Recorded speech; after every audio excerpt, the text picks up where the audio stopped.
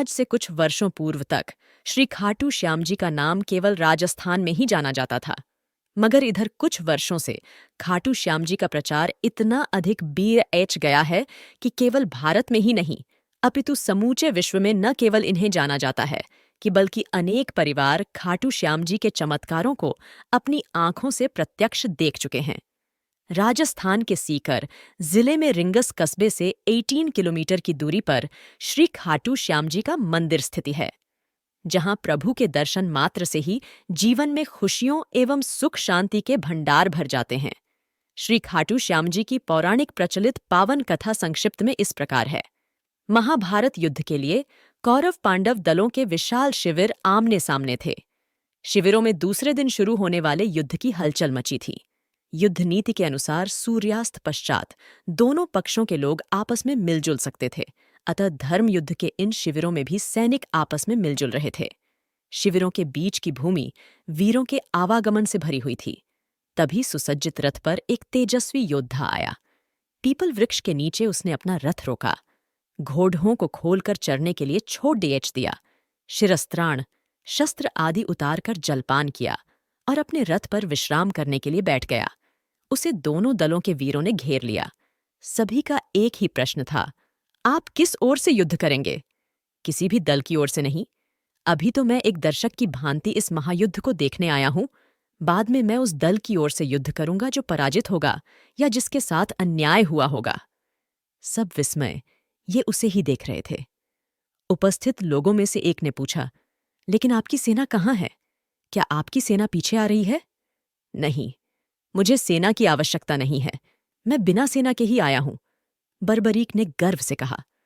तब आप पराजित दल की सहायता कैसे करेंगे? आगंतुक महाबली मुस्कुराया। मुझे सेना की आवश्यकता ही नहीं है। मुझे अपने इस धनुष और इन 3 बाणों पर असम्मी विश्वास है।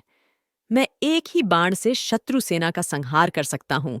छूटने पर मेरा पहला बाण हर व्यक्ति के मृत्यु स्थल पर निशान लगा देगा और दूसरा बाण उन्हें बींध देगा। आपका नाम? बहुत से लोगों ने विस्मय से पूछा। मैं भीमसेन का पौत्र, घटोत्कच का पुत्र महाबल बर्बरीक हूं। आंधी की तरह कुछ ही क्षणों में यह बात दोनों शिविरों में फैल गई। हर किसी पर बर्बरीक का ही नाम गूंज रहा था। सैनिक लोग बात की गहराई तक नहीं पहुंच रहे थे, पर बात की गंभीरता को समझने वाले योद्धा चिंतित हो उठे। भगवान श्री कृष्ण सोच विचार करने लगे कि यदि वास्तव में ही वह वीर निर्बल पक्ष का साथ देगा तो पांडवों की विजय होते ही कौरव निर्बल हो जाएंगे। फिर वह वीर उनकी ओर से ललचय डेचकर पांडवों की विजय को पराजय में बदल देगा।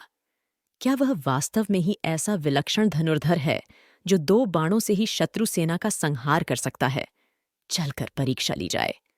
वह उठे और बर्बरीक के पास पहुंचे। उन्हें आता देख सभी सैनिक गण इधर उधर हट गए। बर्बरीक ने श्रीकृष्ण का अभिवादन किया। दोनों में परिचय हुआ। श्रीकृष्ण ने कूटनीति का आश्रय लेते हुए पूछा, तुम इन 3 बाणों के द्वारा सारी सेना का संहार कैसे कर सकते हो? बर्बरीक ने गर्व से अपना सिर ऊपर उठाया, धनुष पर एक बाण चढ़ाकर कहा, देखिए, मैं इस प्रकार समस्त शत्रु सेना का संहार कर सकता हूं। आप इस पीपल के पेड्डाच को देख रहे हैं। मेरा यह बाण इसके समस्त पत्तों को चिढ़ लगा आएगा और दूसरा बाण उन्हें बींध देगा। आप चाहें तो मैं धरती पर बिखरे इन सूखे पत्तों को भी बींध सकता हूं। श्रीकृष्ण यह दृश्य देखने को उत्सुक थे। उन्होंने 2 पत्ते तोड़ डाह लिए, एक को हाथ की मुट्ठी में बंद कर लिया और दूसरे पांव के नीचे दबा लिया। बर्बरीक ने अभिमंत्रित करके बाण छोड़ा। सभी ने देखा कि पेड़ाच और धरती का प्रत्येक पत्ता चिन्हित था।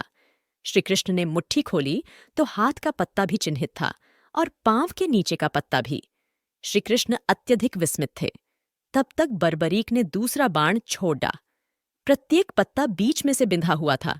श्रीकृष्ण अकुला उठे और गहरी सोच में पड़े डियज गए कि किस प्रकार से युद्ध में भाग लेने से रोका जाए।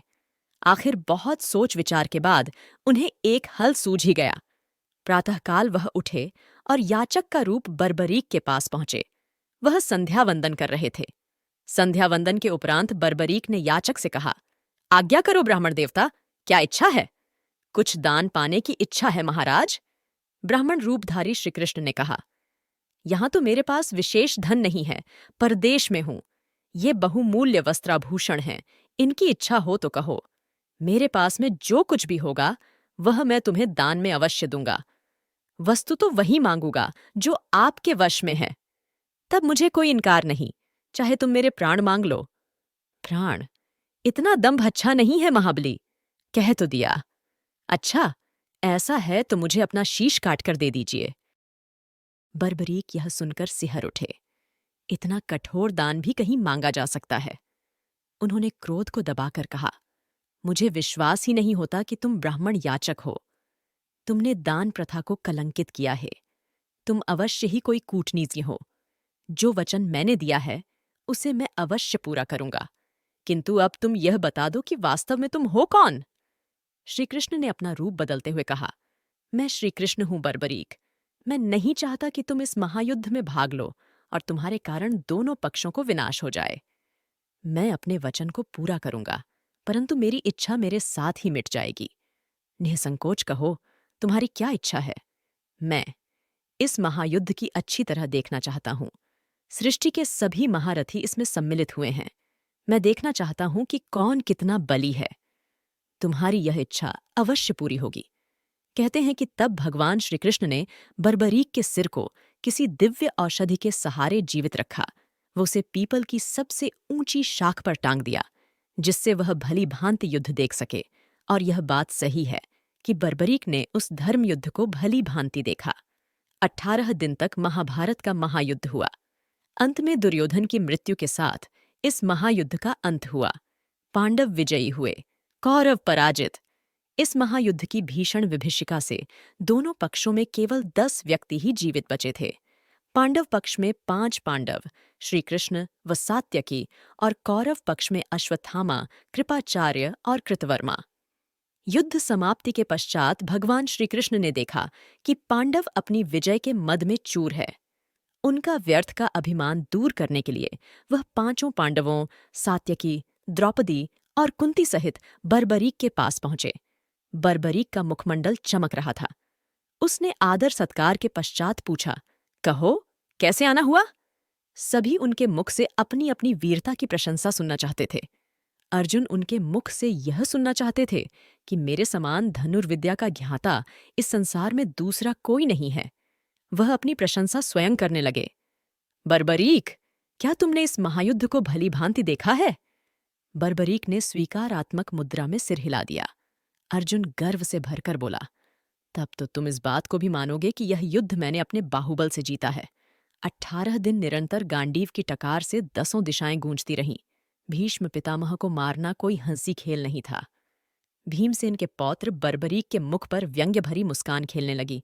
बोले, हाँ, भीष्म पितामह के विषय में मेरा भी यही विचार है। कहे चलो, रुको नहीं।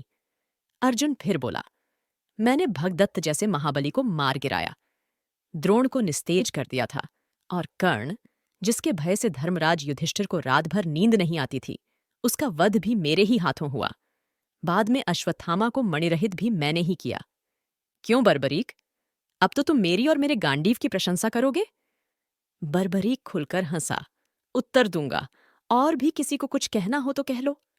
भीम बोल पटेढ़ा, मेरी इस पर्वत सी विशाल गदा के विषय में क्या विचार है बर्बरीक? तुमने देखा होगा कि इसी गदा के सहारे मैंने दुष्ट दुशासन का रक्त पिया। इसी गदा से मैंने अद्वितीय गदाधारी दुर्योधन का वध किया। हिडिंब, बकासुर और कीचक के वध की कहानियां भी तुमने सुनी होंगी। अब तुम मेरी वीरता के बारे में कुछ कहो। बर्बरीक हंस दिया। कहूंगा, पहले तुम सब अपनी बात कह लो, फिर मैं सबका जवाब एक साथ दूंगा। नकुल सहदेव ने अपनी अपनी विशाल तलवारों की प्रशंसा की। बाद में युधिष्ठिर ने कहा, मेरा विचार है बर्बरीक कि यह युद्ध मैंने सत्य के बल पर जीता। बर्बरीक ने सबकी ओर अपेक्षा से देखकर श्रीकृष्ण से प्रश्न किया, क्यों श्रीकृष्ण, क्या तुमको अपने विषय में कुछ नहीं कहना है? श्रीकृष्ण, जो अब तक सबकी बातें सुन रहे थे, मुस्कुराकर बोले, मुझे कुछ नहीं कहना बर्बरीक। मैंने योद्धा के रूप में तो इस युद्ध में भाग लिया ही नहीं, मैं तो मात्र सारथी था। रथ चलाता रहा, युद्ध देखता रहा, बस इससे अधिक कुछ नहीं किया मैंने। यह सुनते ही बर्बरीक खुलकर हंसा। उसके अट्टहास से दसों दिखाएं गूंज उठीं। बाद में वह गंभीर स्वर में बोला, अच्छा किया श्री कृष्ण, तुमने सारथी के रूप में ही इस युद्ध में भाग लिया, योद्धा के रूप में नहीं। शस्त्र धारण करके भाग लेते तो संभवतः पांडवों की पराजय ही होती। नकुल, सहदेव और युधिष्ठिर को तो मैं महावीरों की श्रेणी में गिनता ही नहीं। रहे अर्जुन और भीम, ये महाबली अवश्य हैं, किंतु कौरव पक्ष के धनुर्धरों के सम्मुख ये दोनों भी अनाढ़ी और नौसिखिए लग रहे थे। अकेले भीष्म ने ही समस्त पांडव सेना और पांडव वीरों का बुरा हाल कर दिया था। उन्हें तो इच्छा मृत्यु का वरदान प्राप्त था, भला इनके मारे वे क्या मरते। इस वृद्धावस्था में भी कितना तेज था उनमें मुख पर। बर्बरीक ने फिर अर्जुन की ओर देखकर कहा, मैं तुम्हारी बात का उत्तर दे रहा हूं अर्जुन। जिस गांडीव की तुम इतनी प्रशंसा कर रहे हो वह उस वक्त कहाँ गया था? अब भीष्म ने तुम्हारी सेना को छिन्न भिन्न कर दिया था, रथ तोड़ दिया था, कपिध्वज धरती पर पड़ ढा था। तुम मूर्छित हो गए थे और श्रीकृष्ण को अपनी प्रतिज्ञा तोड़ ढाकर तुम्हारी रक्षा करनी पड़ रही थी। फिर तुम श्रीकृष्ण की सलाह पर भीष्म से यह पूछने गए थे कि उनकी मृत्यु कैसे होगी। तब तुम लोगों को लाज नहीं आई थी? शिखंडी के पीछे से भी निहत्थे भीष्म पर मैंने तुम्हारे शस्त्रों को चलते देखा था। वह तुम्हारी वीरता की चरम सीमा थी। जयद्रथ वध के दिन भी मैं तुम्हारी वीरता को देख चुका हूं। श्री कृष्ण की माया यदि साथ न देती तो एक क्या सैकड़ों अर्जुन भी जयद्रथ की परछाई नहीं पा सकते थे। तेजस्वी वृद्ध आचार्य द्रोण ने तुम्हारी और तुम्हारी सेना की जो दुर्दशा की थी वह भी किसी से छिपी नहीं है। तब तुम्हारा बल तेज कहाँ गया था? युधिष्ठिर कितने सत्यवादी हैं, मैंने यह भी इसी युद्ध में देखा। श्रीकृष्ण की सलाह पर अपने गुरु के सम्मुख जाकर उन्होंने झूठ बोला, जीवित अश्वत्थामा को मृत बताया, क्योंकि पुत्र शोक ही उनकी मृत्यु का कारण हो सकता था। यह सुनते ही युधिष्ठिर बोल उठे, भूलते हो बर्बरीक, मैंने कहा था अश्वत्थामा मर गया है, किंतु न नहीं हाथी। बर्बरीक उत्तेजित हो उठे, क्रोध से बोले, नर नहीं हाथी। धीमे स्वर में कहा था, मन में कहा होगा। द्रोण केवल यह सुन सके कि अश्वत्थामा मर गया है। उसके बाद श्रीकृष्ण और अर्जुन ने अपने शंख बजाने शुरू कर दिए। क्यों, यह सब पहले से ही निश्चित था ना? बर्बरीक आगे बोला, सुनो अर्जुन, कर्ण के बाणों के सामने तुम्हारे दिव्यास्त्र कहाँ गए थे? उन बाणों को विफल करने के लिए उन्हें चलाया तो था, पर असफल रहे। क्यों, सच्चाई यही है ना?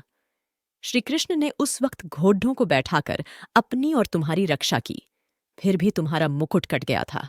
और सुनो, निहत्थे कर्ण को मारते हुए तुमको लाज न आई होगी। अर्जुन हतप्रभ हो रहा था, फिर भी बोला, मैं तो रूक गया था, लेकिन श्रीकृष्ण की मुझे आज्ञा मिली थी कि यही समय है जब कर्ण को मार सकते हो। यदि कर्ण रथ का पहिया कीचड़ डांट से निकालकर रथ पर बैठ गया तो एक क्या अनेक अर्जुन भी उसे मार नहीं पाएंगे। बर्बरीक की बाणी में व्यंग्य उभर आया।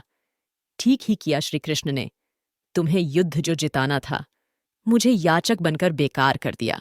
बलि भगदत्त की प्रचंड शक्ति को श्रीकृष्ण ने अपनी छाती पर सहा, क्योंकि तुम्हारे शरीर के वह शतखंड कर देती। हाँ भीम, अब तुम भी सुनो, यह तो सच ही है कि तुम अतुल बल के स्वामी हो।